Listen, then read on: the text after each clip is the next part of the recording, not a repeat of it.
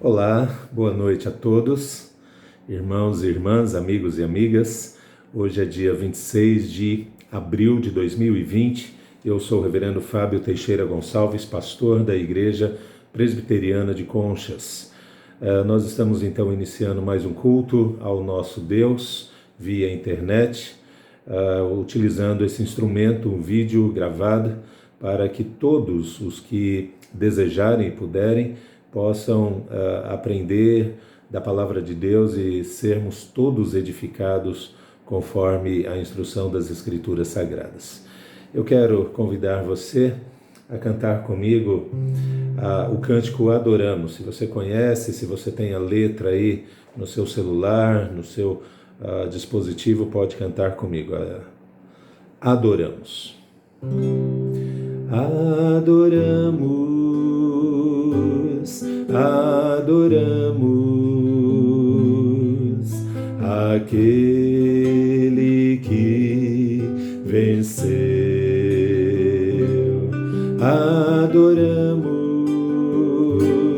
adoramos a Cristo vencedor. Pois não há pecado, culpa maior que o seu amor. Não há nada que façamos que não possa perdoar. Não há força nesta terra que o possa derrotar, nem cadeias ou prisões que não possa arrebentar. Adoramos, adoramos aquele que venceu. Adoramos, adoramos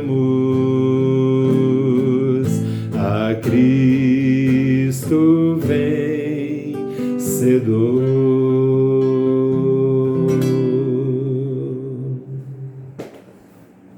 Eu quero convidar você a fechar os seus olhos e orar comigo. Pai, estamos aqui mais uma vez na Tua presença e entendendo, Deus, de que o Senhor é aquele que dirige todas as coisas. Em tempos tão difíceis como o que estamos vivendo nessas últimas semanas, entendemos, Pai, que o consolo e o conforto do Senhor é diário. Obrigado, Deus, por caminhar conosco, com a Tua igreja, com as nossas famílias. Pedimos-te, ó Deus, neste momento, que, tendo lido a Tua palavra, as Escrituras Sagradas, o Senhor, por meio dela, venha nos instruir, nos abençoar, nos edificar. Pedimos-te assim para a glória Tua, no nome de Jesus. Amém, Senhor. Amém. Por favor, abra, se você tiver a sua Bíblia aí em mãos, no Salmo 127. Salmo 127. Este salmo diz o seguinte: se o Senhor não edificar a casa, em vão trabalham os que a edificam. Se o Senhor não guardar a cidade, em vão vigia a sentinela. Inútil vos será levantar de madrugada, repousar tarde, comer o pão que penosamente granjeastes. Aos seus amados ele o dá enquanto dormem. Herança do Senhor são os filhos, o fruto do ventre, seu galardão. Como flecha na mão do guerreiro, assim os filhos da mocidade. Feliz o homem que enche deles a sua aljava. Não será envergonhado quando pleitear com os inimigos à porta. Meus irmãos e irmãs, eu começo a minha fala nesta hora considerando um contexto bastante objetivo desse salmo. Este salmo, a rigor, mostra que a vida construída sem Deus, sem a presença dele, é na verdade uma grande ilusão. É absolutamente algo frágil e sem propósito. Este salmo, que foi muito provavelmente escrito por Salomão, e ele vive aí em torno do ano 950 antes de Cristo, filho de Davi. Ele aqui, quando escreve esse salmo, ele havia recebido de seu pai, como disse Davi, recebido dele instruções a respeito da responsabilidade que ele tinha sobre o reino, ou sobre o reino. Responsabilidade, inclusive, na construção do templo, na construção do palácio. E Davi, então, tem convicção, diante desse quadro, que ele estaria absolutamente seguro se ele confiasse no Senhor Deus. Por mais sábio e rico que Salomão fosse, Salomão tem essa convicção. Se não for o Senhor o construtor da casa, e lembre-se, ele tem a responsabilidade de construir o templo de Salomão, o templo que seria o local, a habitação de Deus neste período, a casa do Senhor. Então ele diz, se não for o Senhor o construtor da casa, será inútil trabalhar nessa construção. Além disso, inútil será levantar cedo, de madrugada, e dormir tarde, e trabalhar arduamente. Tudo isso será inútil. A declaração de Salomão, então, mostra que toda a riqueza e toda a estrutura que o seu pai lhe havia confiado não seriam definitivamente suficientes sem a bênção de Deus. Considerando esse contexto, eu quero trabalhar aqui hoje de maneira a mais objetiva possível sobre edificando a casa sobre a rocha. Edificando a casa sobre a rocha. Sobre Deus. Deus deve ser o nosso fundamento. Deus deve ser o fundamento da nossa família. Se o Senhor não edificar a casa, em vão trabalham os que a edificam. Família é um dos temas mais relevantes dos nossos dias, eu penso que todos nós concordamos com isso. Discussões do tipo educação dos filhos, relacionamento conjugal, modelos de família, e são muitos os que têm sido apresentados nessas últimas décadas. Por exemplo, uma família homossexual, de tutores sexuais, esse tem sido um modelo apresentado. Ou então, ter ou não ter filhos, adotar ou não adotar crianças, morar juntos, solteirice por convicção. Que tipo de família está sendo construída? Uma outra maneira, manter os pais idosos em casa ou mandá-los para o asilo. Ajuntamento de famílias divorciadas ou separadas. Alguém se divorcia aqui, uma outra pessoa se divorcia ali, eles se juntam, e aí essas duas famílias agora formam uma só, filhos de um, filhos do outro, e assim por diante. Tudo isso tem sido de fato uma tendência atual e não é de agora. O fato é que muita gente, diante desse quadro, dentro desse cenário todo, muita gente perdida com tantas opções de modelos familiares. Isso, inclusive, por vezes, dentro da igreja cristã. Muita gente está às escuras, sem rumo, sem direção. E daí, eu penso que a gente pode entender um pouco mais um quadro de depressão cada vez mais intenso e frequente na vida de pessoas, sobretudo avançando dentro das nossas famílias. Crianças muitas vezes sem educação, e eu estou utilizando a palavra no sentido literal dela. Adultos muitas vezes nos divãs dos psicanalistas ou dos psicólogos.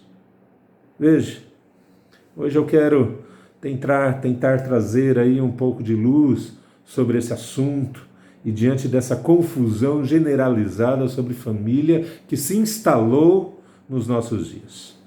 Trazer então as escrituras sagradas para este assunto, família, e tentar mostrar com isso que pessoas felizes, observe, são aquelas que estão dentro de famílias estruturadas, famílias equilibradas, mas, sobretudo, famílias que temem a Deus. Gente feliz é gente dentro de famílias com estas características.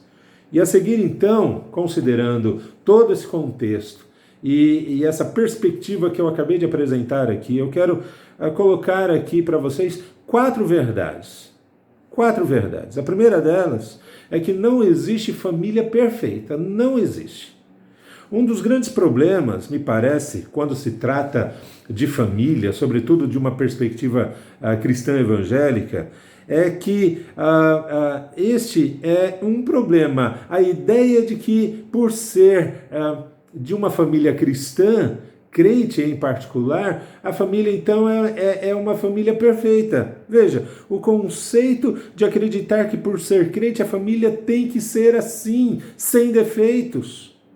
Acreditam muitas vezes que por terem um Deus, um Salvador, a Bíblia ali na cabeceira e sendo lida aqui e acolá, por si só, todo problema está resolvido.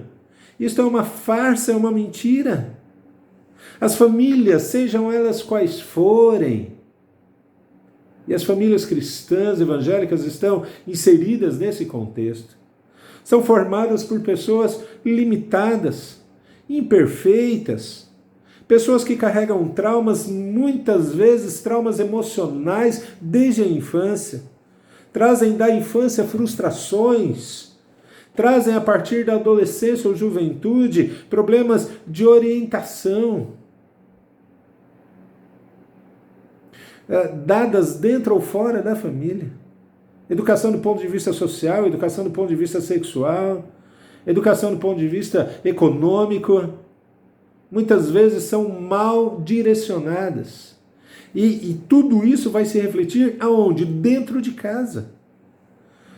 As famílias são formadas com essas características e com pessoas com essas características. Veja, tudo isso influencia na vida familiar, na vida comunitária da família. A imposição de que a família deve ser perfeita, por ser, em particular, por ser crente em Jesus, uma família que é tida com esse codinome, leva muitas pessoas à frustração, pois logo se percebe que isso, perfeição, é impossível. À medida que não consegue, então, alcançar este alvo, a perfeição, a consequência começam, então, pessoas ali dentro dessas famílias, e veja, eu estou falando de uma realidade que eu conheço, e conheço bem, começa a se camuflar problemas, começa a se esconder atrás de uma capa de aparência, onde o que se tem ali na fachada é que tudo vai bem, quando não vai. Quando não vai. E essa é uma das maiores razões, observem isso, porque muitos filhos de crentes deixam a igreja e se distanciam de Deus. Porque observam a hipocrisia religiosa dentro de casa e dentro com os seus familiares.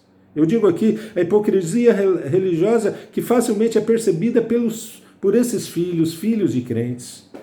Filhos que veem seus pais sendo piedosos dentro da igreja, pessoas que são de oração, pessoas que buscam a Deus, levantam as suas mãos ali na igreja e por aí vai, com gestos que parecem ser tão espirituais, são piedosos dentro da igreja, mas carnais fora dela. E os filhos estão vendo isso. Observam o tempo todo a incoerência dos seus pais e familiares mais velhos e concluem: viver uma vida de aparência moral e espiritual é um peso demais para mim. Então viram as costas para esse tipo de vida. Deixa eu dizer uma coisa para você, eu conheço filhos e pastores que deixaram a igreja por conta disso. Recentemente, conversando com um colega de pastorado por telefone, mora em São Paulo, 2 filhos, já jovens, e os 2 fora da igreja. Quantas vezes pastores, líderes de igreja ou crentes comuns têm lá uma aparência dentro da igreja de espiritualidade, de vida piedosa, mas fora da igreja vivem algo incompatível com isso. E os filhos estão lá observando tudo, e vão refletir no seu comportamento lá na frente. Muita gente tem deixado a igreja de Deus quando verificam que muitos crentes acreditam que são super pessoas, acima dos problemas e dificuldades da vida, quando na verdade vivem amarguradas, frustradas, muitas vezes sozinhas e infelizes. Entretanto, não foi isso que Deus planejou para nós como seres humanos. Não foi. Não foi isso que Deus planejou para as nossas famílias. Deus não planejou famílias perfeitas, não. Mas Deus planejou famílias felizes. Isso sim. Portanto, lembre-se, a primeira consideração é: não existem famílias perfeitas. Mas há uma segunda consideração que eu quero colocar aqui objetivamente. É que a família tem muita importância do ponto de vista individual. A família tem importância para os indivíduos. A família tem importância crucial do ponto de vista individual e do ponto de vista social. Afinal de contas, ela é essencial dentro da sociedade, embora muitos pensem e defendam o contrário disso. Nos últimos anos, muita gente vem tentando provar que a família, nos moldes tradicionais, está falida. Você possivelmente tem visto isso na televisão, em filmes e por aí vai. Mas isso não é verdade, não é verdade. A família tradicional nos moldes bíblicos continua a ter importância na vida das pessoas e na própria sociedade. E por vários motivos eu coloco aqui, pelo menos 3. O primeiro deles é que família é fonte de procriação, não existe sociedade sem família. E família é estruturada, diga-se de passagem. Primeira consideração é essa, então. Por que a família é importante? Porque ela é fonte de procriação, é ela que vai gerar indivíduos para a sociedade, para esse mundo, vai produzir amigos, vai produzir gente com quem pode-se se relacionar.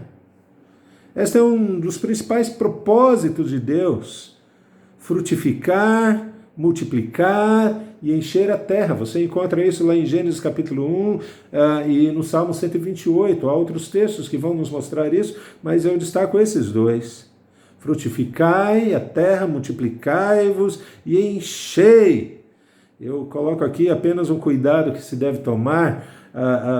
Você não deve pensar que essa missão é só sua, é só para você.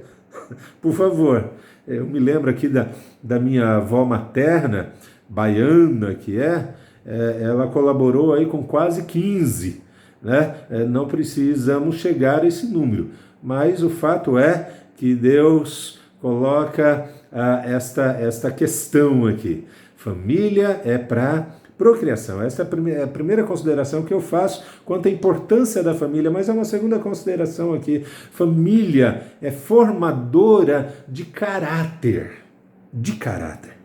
A família é uma oficina de formar caráter de pessoas. É na família que se forma o caráter de alguém. Não é na escola, não é na igreja, não é em nenhuma outra instituição.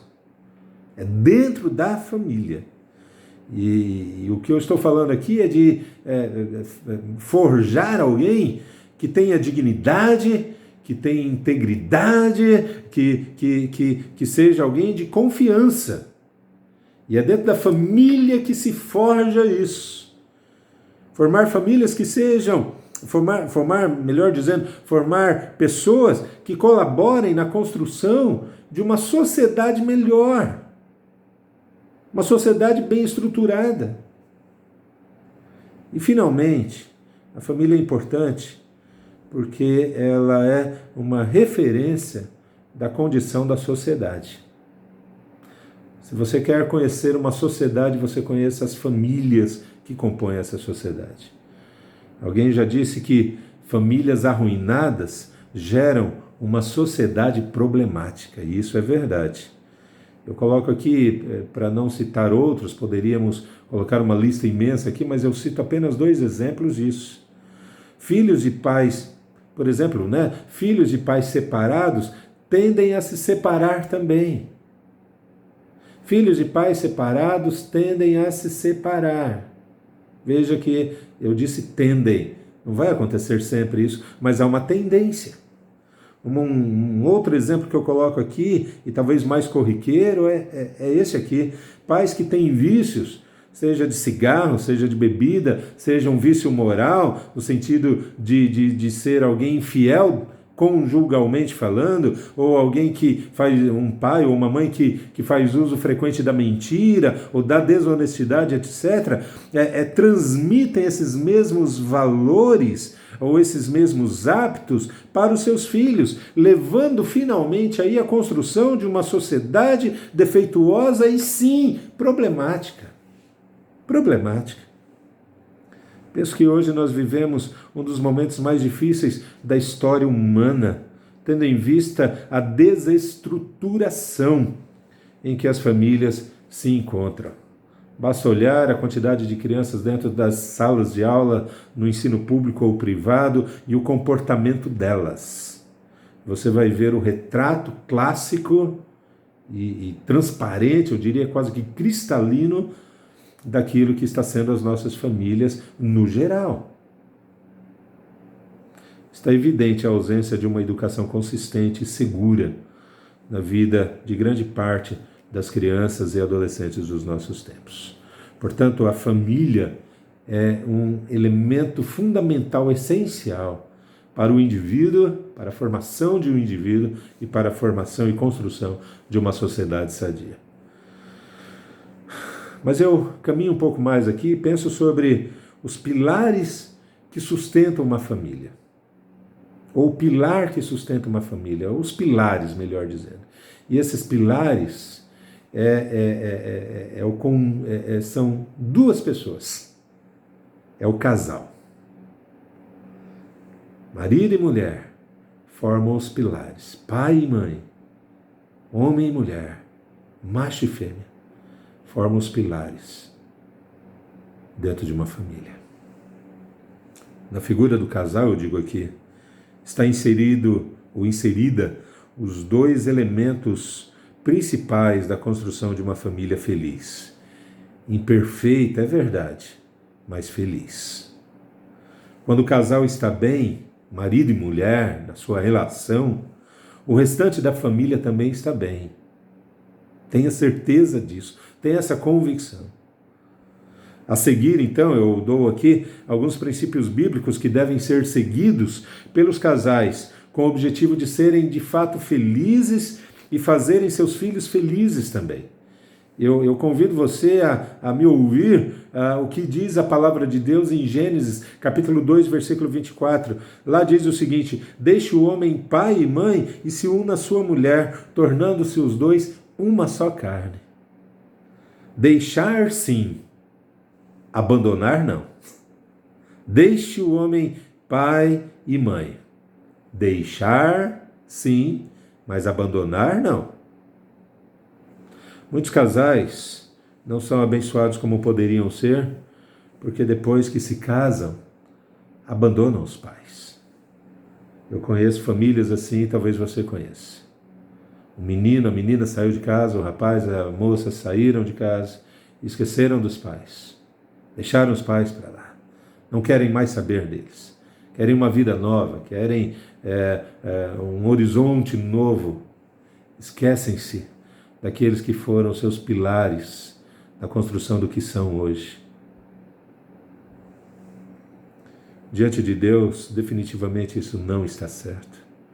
A palavra do Senhor, em Efésios capítulo 6, versos 2 e 3, diz o seguinte: honra o teu pai e a tua mãe, que é o primeiro mandamento com promessa, para que te vá bem.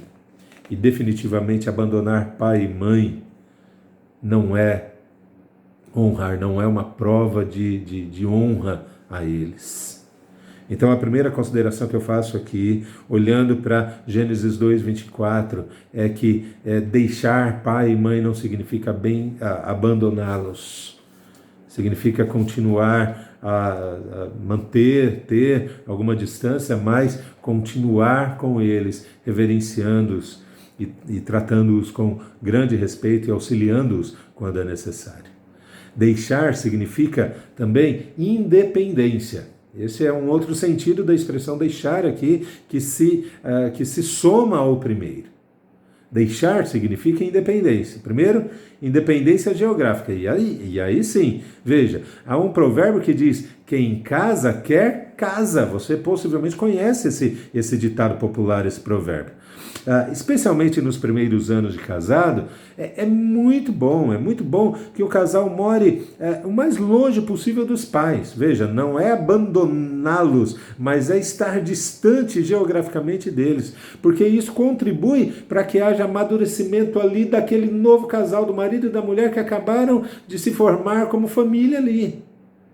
Então, é preciso haver aí uma certa independência, um certo distanciamento dos pais depois que se casa.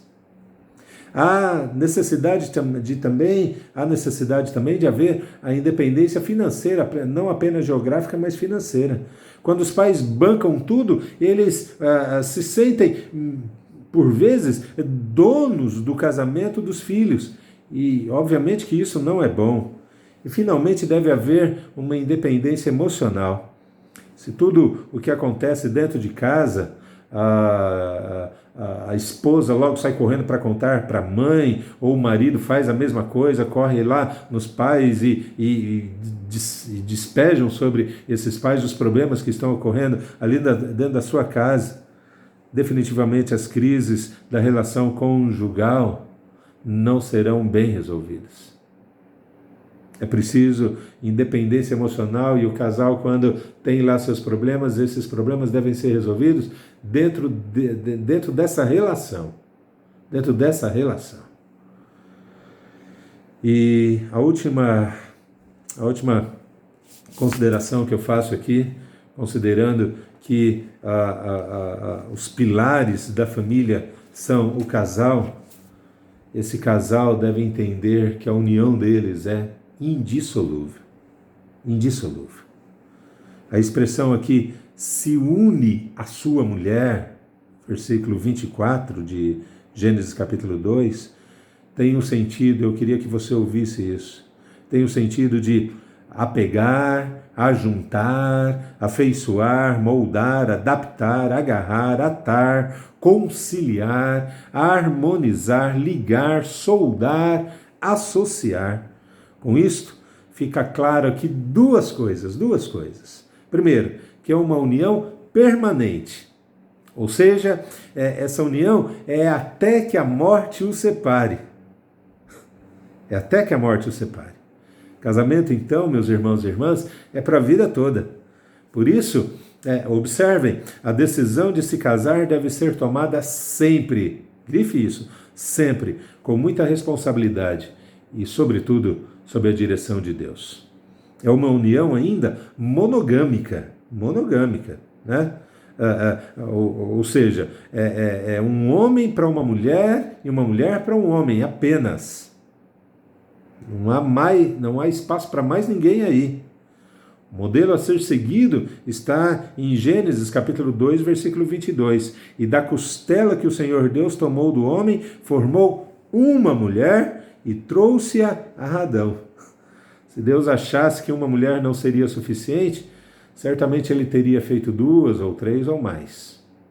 Mas ele fez uma e deu para Adão e disse: esta é a tua mulher. E finalmente, a importância de Jesus Cristo dentro da família. A importância de Jesus dentro da família. Quando Jesus é o Senhor no lar, a família passa a experimentar muitas bênçãos, muitas.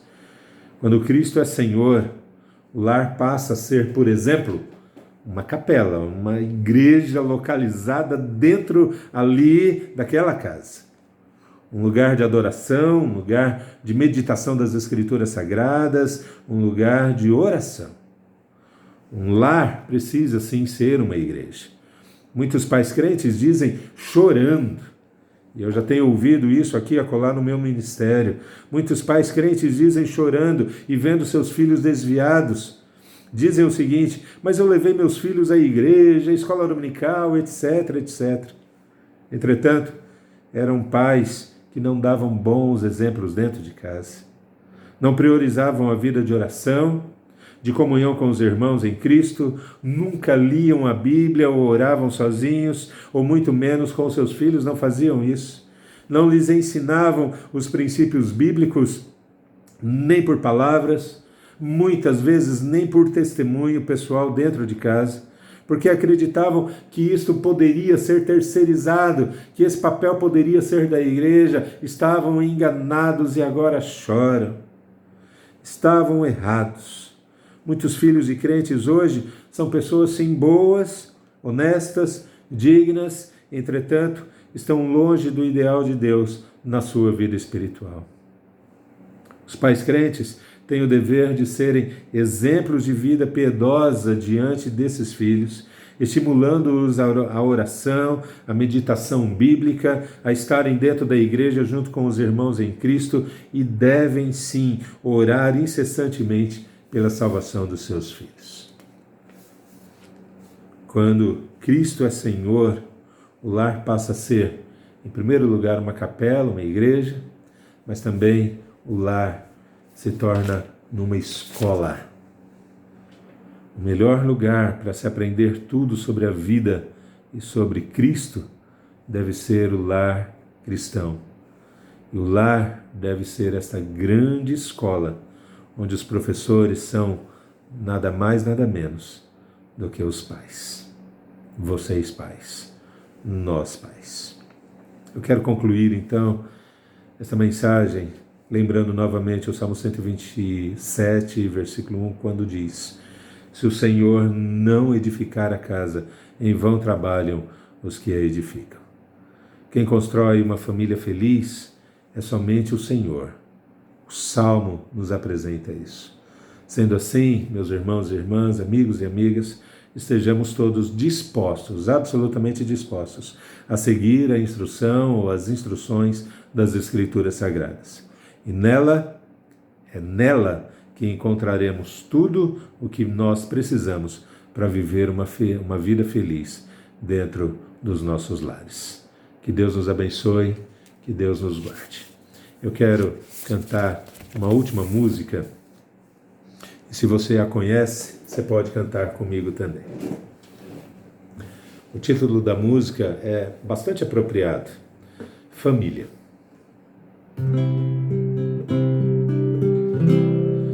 Vem desfrutar do amor de Deus, você e sua casa. Deixe Jesus, que é o Rei, entrar em seu coração. Vida melhor Ele quer te dar, restaurar seu lar. Paz e harmonia Ele quer trazer para você. Deus alcançou e modificou toda a minha casa. Ainda que venha a tempestade, não nos abalará. Vida melhor Ele quer te dar, restaurar seu lar. Paz e harmonia Ele quer trazer para você. Paz e harmonia Ele quer trazer para você.